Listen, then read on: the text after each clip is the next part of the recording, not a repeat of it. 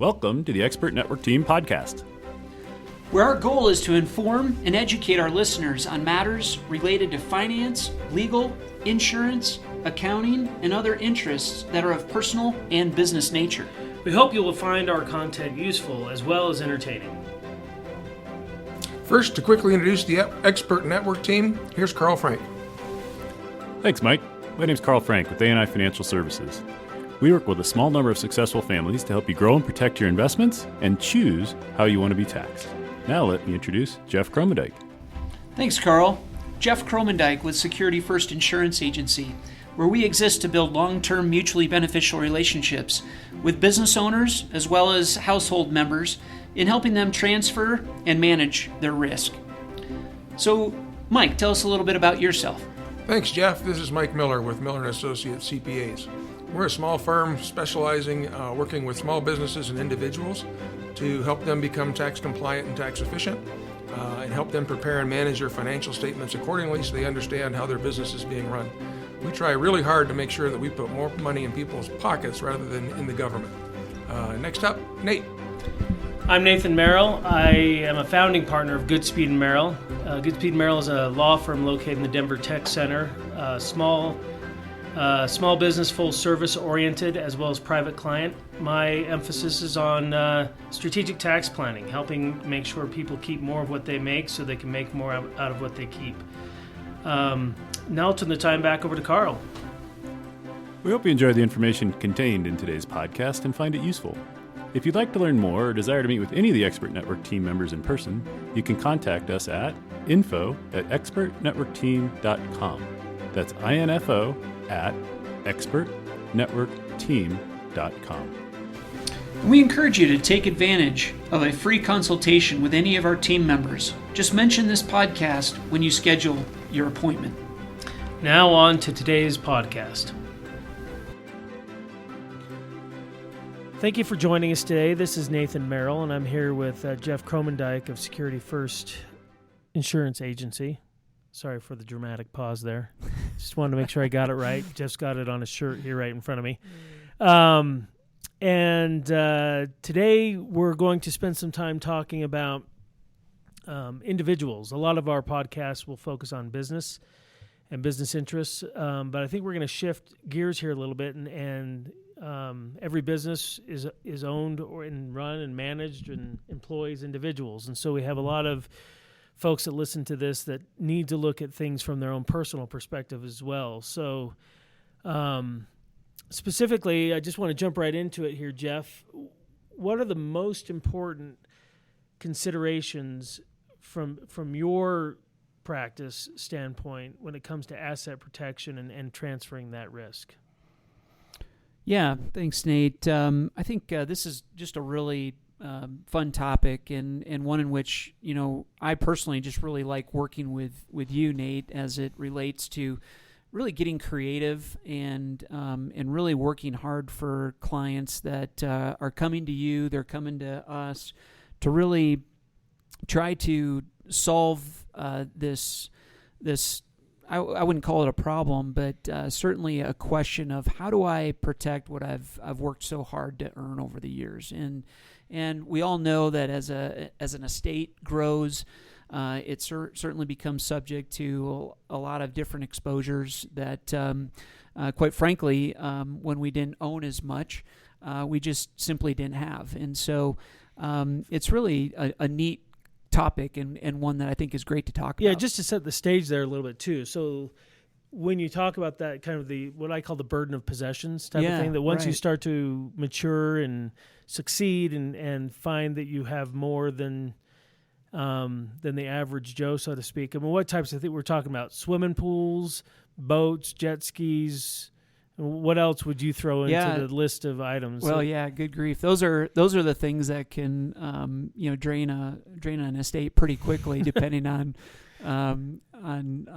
what could potentially happen. Which of your teenagers is driving the boat? Yeah, exactly. We can always talk about that, but it's also the value of the estate that we really look at protecting. We want to evaluate the risk on one side. So take a good hard look at the exposure that you're presenting to the public with things such Like as that. boats and fast cars and motorcycles and RVs and ATVs and zip lines and swimming pools. And I mean, we've seen it all, right? And we don't ever want to tell people how to live. We just want to make sure that they're good and protected so that they can live. And then there's the other aspect of risk management or risk transfer. We always just take a good hard look at what is there to lose. So there's how do we lose it, and then what is there to lose. So that answers really the overall question of, first of all, how do we transfer risk, but then second of all, how much protection do we need? And so we really, like working, closely with your firm and Karl's firm and Mike's to really serve clients in helping them understand what their risk is and then how we can protect what they have. Let me throw a fairly common one that I see a lot here in Colorado, and I'm sure it's similar in some bordering states, is the vacation rental, where you own a condo or partial interest even. You're sharing it with your college buddy. You win in halvesies. You both own the ski condo, and you rent it out to other people through VRBO or any other of the various brokerage firms. Mm-hmm. What are you looking at there? What do you see there? Yeah, certainly. I could speak a lot to ownership and how you might want to consider structuring it, but ownership only does a little bit with insulating risk from, bleeding out into your personal assets. Yeah. Well, that brings up a great first point that I think I want to make just real quickly is just, we always want to make sure that the insurance forms or the policies themselves are written with the accurate named insured. That's the number one thing, or that's the first thing that an insurance claims manager is going to look at is, do we have the right insured, and did the named insured actually own the property that we're insuring? Because you can't insure what you don't own. That's a pretty common premise. So again, making, if you are in partnership with friends or family in mountain properties or vacation rentals, things like that, let's just make sure that we understand exactly how that piece of property is titled and make sure that it is congruent with what the insurance policy says.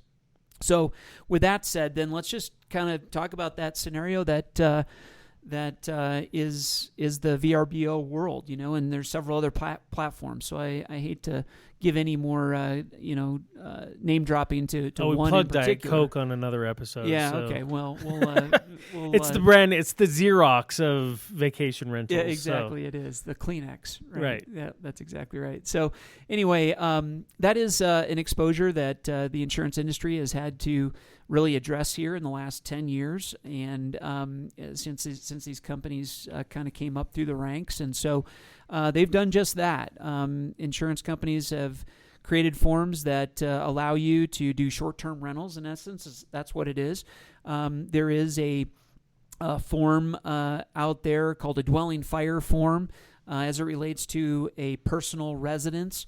That is designed specifically for long-term rentals. So that's been something that's been around forever.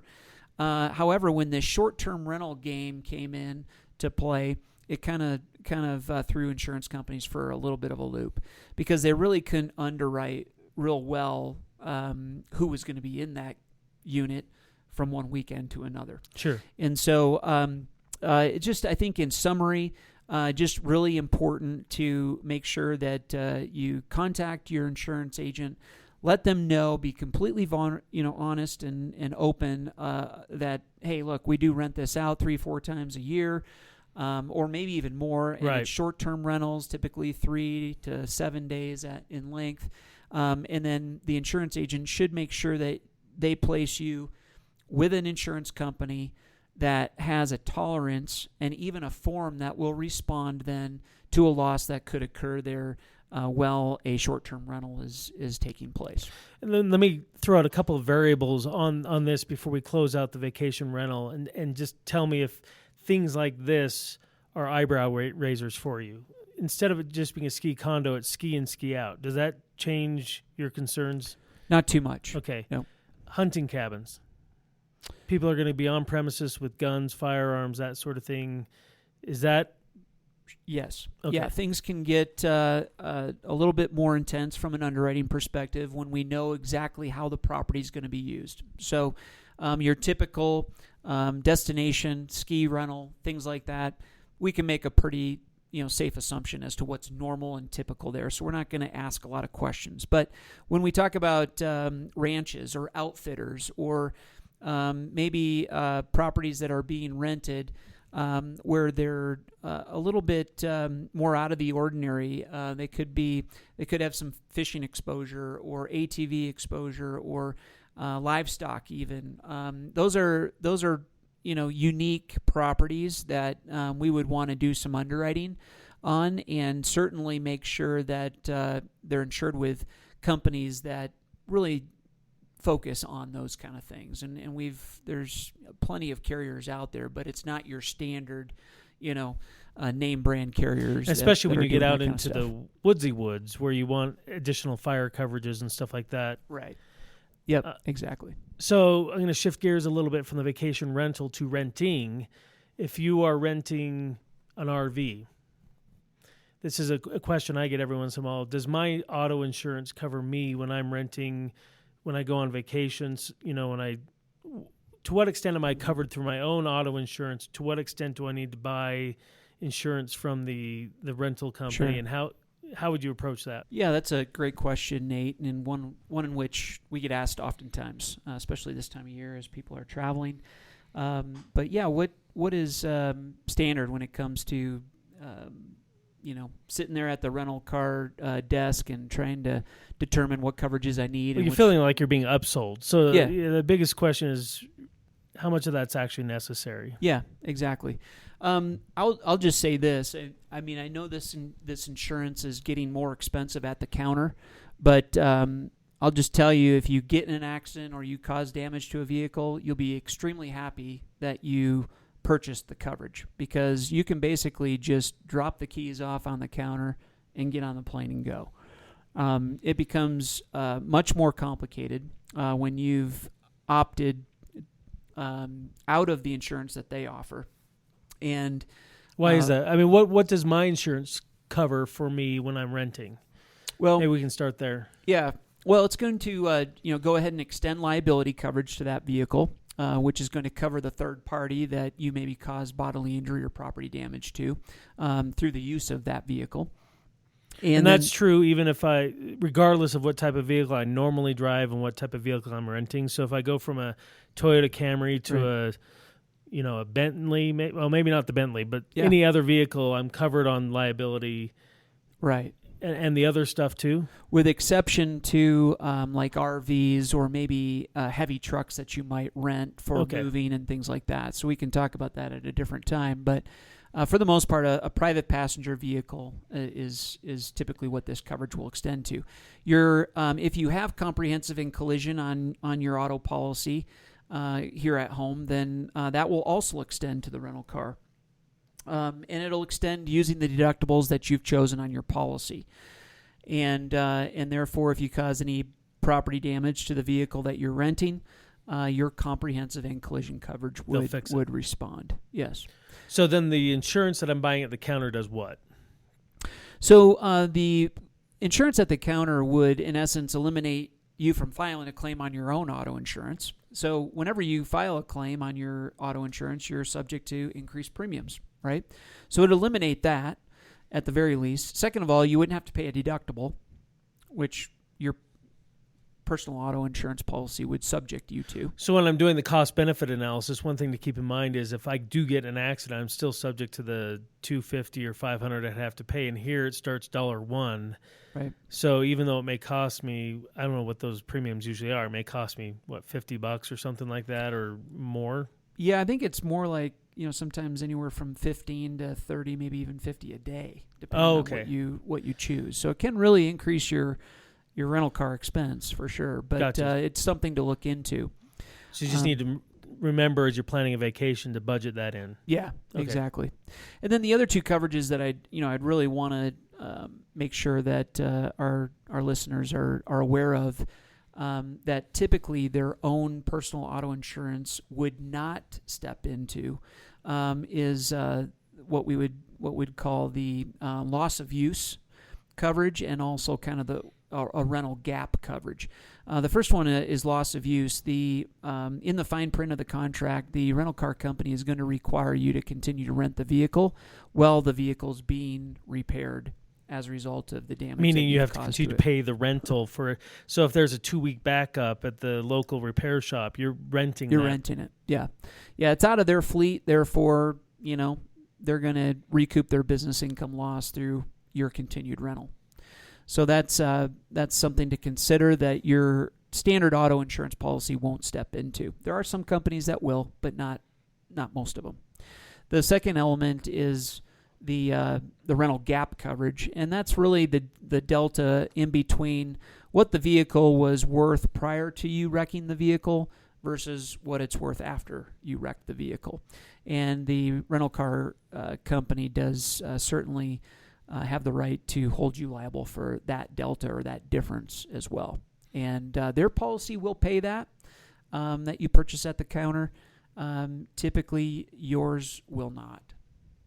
And that delta comes into play because its value once any car is wrecked, its value on the secondary market is less, and exactly. And sometimes you say they don't even bother fixing it. They just send it to auction, and whatever it gets at auction, you're paying the difference. Yep, basically. That's exactly right. All right. Good things to keep in mind, especially like you say, is if we ever get to vacation season this year. Yeah, but exactly. For future years, for the ski vacations, hopefully we'll be having this winter. But anytime, and the RV thing you say is different. Is that something you should, like if I was insured through Security First, I would come to you and say, hey, I'm planning on renting an RV, and you could underwrite coverage? Or is that, because I know a lot of RV rentals, for example, these days, the U-Hauls obviously have their own kind of coverages that you can get at the counter. Right. But if I'm renting an RV through a private party, I got to come to my insurance agent and figure out what my gaps in coverage might be between my regular car and the RV. Yeah, that's correct. Very important to read through the contract, especially if you're renting from maybe a private owner, kind of a VRBO for RVs. Definitely need to really understand clearly where the coverage is coming from. It can come from a number of different places, but pretty difficult for us to just go ahead and locate coverage for you for that weekend or that 2-week trip out west.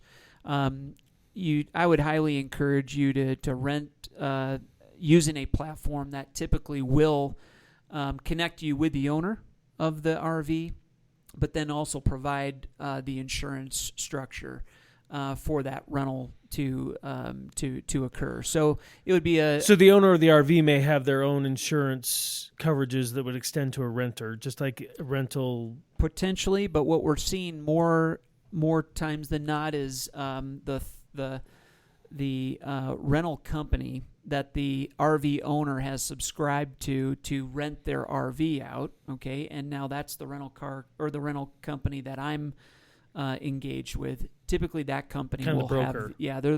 they'll have the insurance or an insurance option. Gotcha. Yep. So it's very interesting. Let's take a break now, and we'll come back and close out with classics and collectibles. Sure. And umbrella coverage. So let's take a break and hear about one of our expert network team members, and then we'll rejoin and conclude this podcast. Great. Okay. Well, thanks for joining us again, listeners. During a break here between our sessions, we have Karl Frank with us, one of the expert team members. Karl is one of the owners of A&I Financial with his wife, Stacy Frank. And so Stacy's not here with us today, but we do have Karl, obviously. And Karl, just tell us a little bit about A&I Financial. Tell us about the history. I think it was owned by your in-laws prior and started by them. And tell us a little bit about A&I Financial. Hey, Jeff, thank you so much. It's a pleasure to be here. You know, our firm was founded in Colorado in 1986 by my in-laws. I married well. It's a good retirement plan. And we helped them retire almost 15 years ago now. We're a family-owned firm. There are actually 4 partners in our firm now with a number of certified financial planners. And what we do, we work with a small number of successful families. We help them grow and protect their investments. We help them choose how they want to be taxed.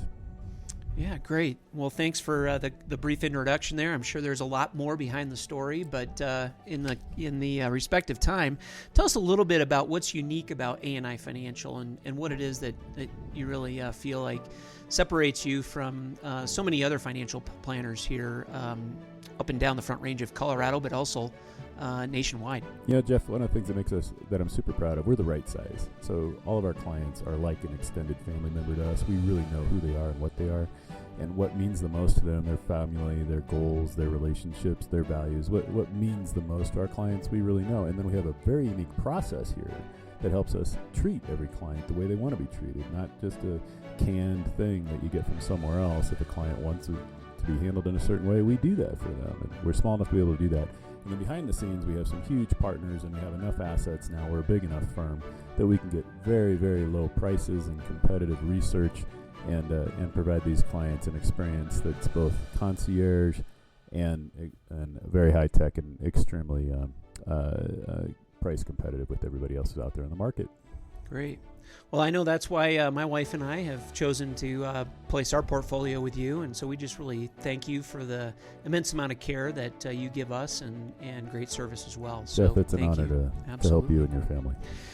And as far as this expert team that we've assembled over the last several years, tell us a little bit about the value that brings to your clients. Well, the ENT has been irreplaceable for my clients. Our clients get advice from all of us about all their financial affairs. So if they need legal advice or insurance advice or tax and accounting advice or lending advice, they can get it through me, from all of you. It's just been wonderful. It gives them confidence so that they can proceed with the things that are most important to them, knowing that everything is taken care of and they've got one set of eyes. And finally, it's simplicity. So they can come in and say, hey, I want to drive my car that way, and I want to retire at about this time. Can you figure out how to make the engine work? Can you figure out all the details so that I don't have to worry about it? And the answer is yes. I don't need to be the expert at everything, because I can come back to you and the other members of the expert team, and you guys can be effectively the mechanics on the car of my client's retirement plan. Yeah, great. That brings excellent value. It has to our clients, and I know value. it has to yours as well. Yeah, irreplaceable. There's nothing quite like it. It's great brotherhood. Fantastic. And tell us a little bit about where you see the future of your industry going in the investment advisor world, and just where do you see this vertical going? Great question. I'm on the board of the National Financial Planning Association, and one of the things we do, we're figuring out and setting the direction for our entire industry. And there's 2 major trends going on. The first is technology is driving down prices, which absolutely helps everybody who's an investor. And the second big thing is that behavior is becoming a more and more important part of it. You can't replace a human being with a computer. So technology can only get you so far, and that'll bring down the prices, but you absolutely need a real human being to help you through tough times and to make sure that the long-term decisions that you're making have the right impact, the best impact for you and the people you care about. So those are 2 big trends that are going on. It's driving things to be more complex, and to have somebody to be there to make things simple is a huge value, and that's where we try to be. Yeah, great. Well, our businesses are very similar in that the insurance industry has constantly been moving towards self-advising and certainly point of purchase online, things like that. And in a complex world, that's a big risk. Oh, it's such a mistake you can make, isn't it? Absolutely. Right? I mean, you don't even know what you're looking at to look at a deck page. Half the time, people are just, their eyes are rolling. They're like, well, it's $1.50 less. I'll choose that. Yep, exactly. What a mistake they could be making. Yeah, no doubt. And finally, just in closing, tell us a little bit about yourself personally. I mean, when you're not busy serving your clients, what is it that you love to do with your family and just things that you're passionate about? Well, thanks, Jeff. We're right in the heart of it. So we've got 2 kids still at home for a few more months, and I've only got 1 at home. So we're sending them out. We're looking forward to being an empty nester, a similar stage of life to most of us here on the expert team. And we ski a lot. Our kids are competitive skiers, so it's a huge thing for us, and sports are a big part of it. And then we also all exercise and just enjoy the Colorado lifestyle. So it's a big part of who we are is where we live. Absolutely. Well, we all four of us have those kind of things in common, and no wonder we all get along as well as we do. We sure do. We share similar values. Absolutely. Well, thanks, Karl. It's great to have your introduction now a part of this podcast, and I'm sure appreciate all you do for the expert team and for our clients. You are very welcome. It's a privilege to be a part of it. Awesome. Thank you. All right, rejoining Jeff here. This again is Nathan Merrill. I'm here with Jeff Krommendyk with Security First Insurance Agency. And we just got done talking a lot about vacation rentals, individual exposures that arise out of the stuff we accumulate over a lifetime that are generally covered under our normal home insurers policies or auto insurers policies. But I want to throw a couple of variables out there. The first one being classics and collectibles. You know, a lot of people either we're inheriting them or we develop an affinity for older, more rare items like cars and motorcycles. You know, I'll even throw in, if it's relevant to the discussion, artwork and other types of things that are rare and unique items. What do we need to be concerned about when it comes to our coverages when we're talking about those kind of rare and unique items? Yeah, absolutely. And I know this is a subject near and dear to your heart, Nate, as a car enthusiast. So absolutely, maybe I can teach you a little bit here. But yeah, by all means, we need to make sure that we understand that not all things are treated equal, especially when it comes to classic cars or collectibles. Things that are unique, things that are one of a kind, maybe even things that grow in value, because for the most part in the insurance industry, specifically as it relates to cars in particular, we insure those on what's called an actual cash value form. So it's in essence a depreciating asset, and we insure it according to its depreciation. And so that's something that when it comes to classic cars, we do see their values increase. Sometimes they decrease, but it's really important for a car owner that got an asset such as that to make sure that it's insured with a company, first of all, that knows classic vehicles, knows what they're insuring, has a real affinity to replacing and repairing these types of vehicles, and doing it well and doing it to the satisfaction of the car enthusiast, because we don't want these cars repaired just anywhere. We want them definitely well taken care of, and we want to try to restore them back to their original condition. And when you say companies that know and understand those assets, are these name brand type companies, or these are just special insurers that you would then go out to and bring them to the table for issuing a policy? Yeah, we would look to specifically a couple of different companies that just specialize in insuring. But someone just going out there vehicles. and Googling insurance for a classic car is probably not going to get connected to the right company. No, I wouldn't suggest that, and certainly I think there's just a lot of additional coverages that you'd want some counsel on to make sure that they're on the policy. Yeah.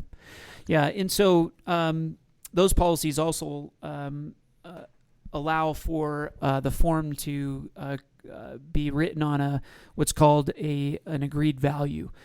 So the insurer as well as the insurance company agree as to what that vehicle's worth based on its condition. And why does that matter in the case of a collectible classic or something like that? Yeah, well, it matters simply because if the vehicle is totaled, we don't want to take an actual cash value approach, because if we were to take a 30 or a 40-year-old vehicle, depreciate it over the course of 30 or 40 years, regardless of its condition, the vehicle owner would not be pleased with that valuation. So an agreed value is always much better, because you're now paying premiums based on a value in which you would be reimbursed for in the event the vehicle was totaled. And so that's really another great aspect of those policies. These insurance companies also rate the insurance premiums based on usage. They understand that these vehicles are pampered, they're babied, they're taken well care of. They're driven maybe less than 1,500 miles a year. We've all seen Ferris Bueller's Day Off, right? Exactly. Yeah, that's the nightmare. The 68. It was a 68 Jaguar. Yeah, exactly. Beautiful car. It was a car. Yeah, it's beautiful. And so these companies are really rating and charging premiums based on sometimes 4, maybe 6 months of usage, but yet you still get 12 months of coverage. And so just really good to make sure that you're insuring those assets with the right companies. What about other collectibles? Yeah, that's good. I'm glad we can come back to that real quick because things that don't have 4 wheels and an engine certainly aren't worth anything. But probably not. We could argue about that, right? But that's typically going to be what we would call personal property, and that personal property is insured typically on your homeowner's policy or maybe a renter's policy. And if I have a Picasso or Rembrandt in my house, I mean, are there limitations to that? Or? Absolutely, okay. Yeah, absolutely. We want to talk about those types of things because when it comes to collectibles or antiques or art, pottery, any type of sporting card collections or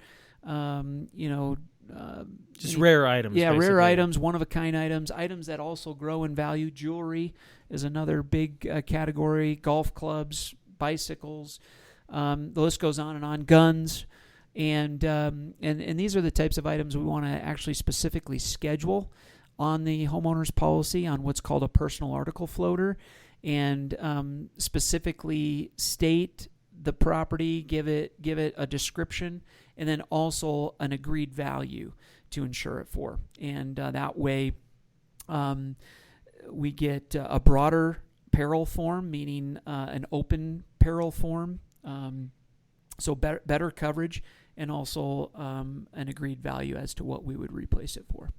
So especially for folks who have potentially inherited furniture and family heirlooms from generations, you would suggest potentially scheduling those out to make sure there's proper coverage. Yeah, definitely. Then that's a question we ask every time we do a fact gathering meeting with our clients is to really do a deep dive on some of those things that maybe even they've overlooked and didn't think about. If I ever lost, would it be sentimental to me, or would I be able to replace it? Right. Those are the questions you really got to ask when it comes to those types of things. Okay. So closing out this episode, I want to give an overarching consideration, or bring in an overarching consideration, and it harkens back to kind of how we opened up, which is the pools, the boats, the things that where you can insure the thing, but where does umbrella coverage come into all this? When should one consider umbrella coverage? Why and how much? I mean, how does umbrella coverage fit into a properly balanced risk management strategy? Yeah, good way to end and cap off our time here together this afternoon. But I love the term that you used earlier, which is a burden of ownership, right? And or burden of possessions. Yeah, there you go. Yeah. Burden of possession or possessions. I don't know that we really understand that ownership can bring burden. It can certainly bring burden on several levels, but there's a responsibility that comes. Well, I'll just really quick before you get into that. An old professor of mine, when we were talking about the concepts of liberty and freedom, who's the freest person in the world? And it harkened back to the old Janis Joplin song, Me and Bobby McGee. Freedom's just another word for nothing left to lose. So there's two sides of that coin. The burden of possessions, the more you have to lose. And the freest person in the world is someone who has nothing to lose. But go on with your response. That's exactly right. No, that's kind of where we're heading, because when you are in ownership or have possession of property, it comes with liability. It certainly comes with responsibility to, in essence, protect the public or anybody that could potentially be injured or even any property that could be damaged as a result of it. And so when we think about vehicles, we think about ATVs and RVs and motorcycles and boats and all the things that we pull behind boats and swimming pools and zip lines and trampolines. These are all, basically attractive nuisances, right? Sure. All of your friends come running and want to particate. And it's all fun and games till someone gets hurt, as Mom used to say. Yeah, gets poked in the eye or something, right? Right. And so, we don't have to search very, very far to find these types of horror stories out there. But the reality is the person in possession or in ownership, or who's taken title of that particular property that has then inflicted the bodily injury or property damage, regardless really of who is operating it or misusing it, or maybe they didn't even ask for permission to use it, you're liable for that, primarily just due to ownership. So hypothetical here. I own a boat. My son goes out with a bunch of his friends. Friend is driving boat and rams into another boat. Who's liable? Yeah, well, you, the owner of the boat, in essence. I mean, that's what where about the parent of the teen? Could be, absolutely. But typically, ownership in the state of Colorado and many states is going to also assume then the liability of that particular situation. So, there's cases certainly where the operator has been found negligent.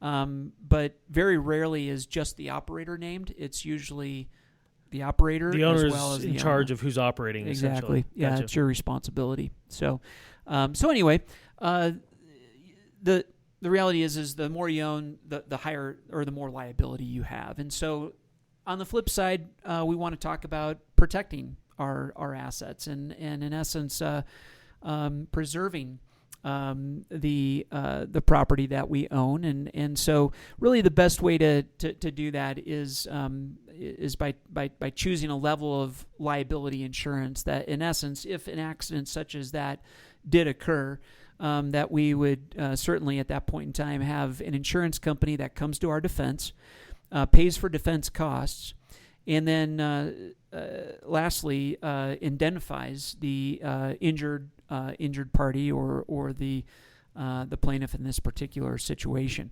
And so when we try to determine how much insurance is enough, we always take a look at what it is that you have to lose. And then also on the flip side, what is the exposure that you're presenting to the public? And through a series of discussion or a time of discussion around that, usually we come to a comfortable level of insurance that we feel like we should provide to the public based on the exposure that we have, as well as what we're trying to protect. Maybe you're getting to this, but I assume you do that on an asset by asset level, like insuring the boat. You're going to pick levels of insurance that presumably cover the boat replacement and any bodily injury that can result from that. Where does umbrella coverage come into play? Well, not necessarily with the boat, because I understand it can even extend to things like social media and slander and just any liabilities you might incur. How do you figure out when and how to put umbrella coverage in play? Right. I would say, put it this way, not a single quote goes out of our office without an umbrella quote. Okay. And we feel that strongly about it because you can only purchase a certain amount of underlying liability coverage on a boat policy or on a motorcycle policy or an auto policy or a home policy. And that's usually less than $500,000 or maybe $1 million of coverage. And so when we are dealing with clients that have these types of exposures and these types of assets, an umbrella is bar none the way that it's the tool that we use to, in essence, protect. So maybe a better clarifying question is, how does umbrella work? Right. So an umbrella policy is actually typically a separate policy form. There are some companies that incorporate it right into the auto or the home, but it is a separate form that is designed to create another layer of liability insurance that's designed to sit right down on top of the underlying liability policies. So if you have an auto policy, a boat policy, an RV policy, a home policy, a vacation home policy, a rental home policy, an umbrella can actually sit down on top of all of these kind of like an umbrella, and provide an extra layer of liability, whether it's $1 million, $2 million, $3 million, $5 million, whatever we choose, and whatever the insured wants to pay premium on, to, in essence, cover all of those exposures. So as opposed to raising your auto policy up to $5 million, or your boat up to $5 million, or your home up to $5 million, you'd get nickeled and dimed to death doing that, if you could even do it. Right. It's the umbrella that actually allows us to get to those excess limits, and protect those large losses. And that's usually just liability exposure, not. It is just liability. Gotcha. Yep, it's not, has nothing to do with property. Excellent. Well, that, as promised, kind of wrapped out our discussion on important considerations when it comes to personal asset protection, shifting that risk to insurance, and we've covered some very interesting topics along the way. So thanks to you, Jeff, for enlightening us on those topics, and thanks to you listeners for joining us today. Yeah, thank you, Nate. Appreciate you guys having me today. Thank you for joining us today. Hope you enjoyed the information we shared. If you enjoyed this podcast, please feel free to share it with someone else. And join us next time. If you want to meet with a member of the team, please contact us at info@expertnetworkteam.com. That's info@expertnetworkteam.com. If you have special topics you'd like to hear about, please reach out to us and let us know at the same email address. Again, that's info@expertnetworkteam.com. Thank you for joining us, and have a great day.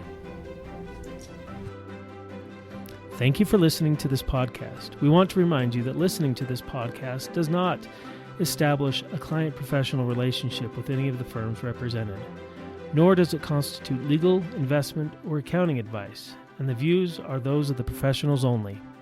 Investment advisory services may be provided through ANI Financial Services, and securities may be provided through Genios Wealth Management.